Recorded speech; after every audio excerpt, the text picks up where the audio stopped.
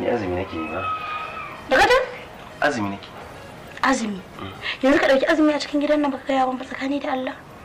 Ba za ka baka iya gaya min a yau za ka tashi da azumi ko kuma a'a ka tashi da azumi ba yanzu karfe nawa. Ban ma san kana azumi ba.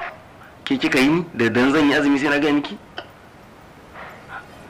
Ban gane na ka ba shi haƙƙin auren ba. Haƙƙin aure ne akan ka gaya min abin da za ka yi da abin da ba za ka yi ba. To aikin alkhairi ne dama so ake boye shi. Naga ke saba wa Allah ma kike yi ba ke gaya min. Ni kuma da zan yi aikin ibada sai na zo na nemi izinin ki na gaya miki. Inna lillahi wa inna ilaihi raji'un.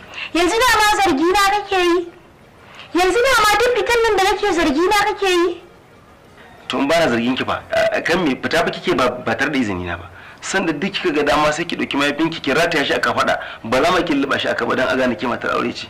Fi sabilillahi ki fita sanda kika ga dama ki da sanda kika ga dama. Muhammad Rasulullahi. Wallahi da izinin ka nake fita. Kamar yadda izini na. Da izinin ka nake fita duk inda zani a gidan nan sai na gaya maka ka inda zani. Duk inda zan je. Ko da a ce ya sura kwana 3 ne fitata sai na gaya maka cewa zan fita. Jiya da zan fita ba a bakin gate na ranka ba. Ban fita na ɗauki jakka na rufe kofa ba zan tafi sai kuma can nayi karo da kai nace maka zan tafi kuma ka ce wa in tafi. Shafa ki ji tsoron Allah. Ni za ki ce kina tambaya?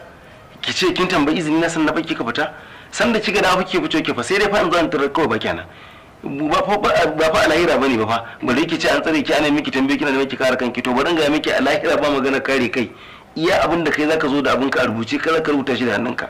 Wannan fitar da kike tsinon mala'iku ce take ta in kika fita a tsine kike tafiya kike dawa tsine sai Allah ya yafe miki tukunna ta garan ba a wallahi ni ga kaman sharri yawa ba wani tsinon mala'iku a kaina kaman sharri duk fita ta da izinin ka nake fita.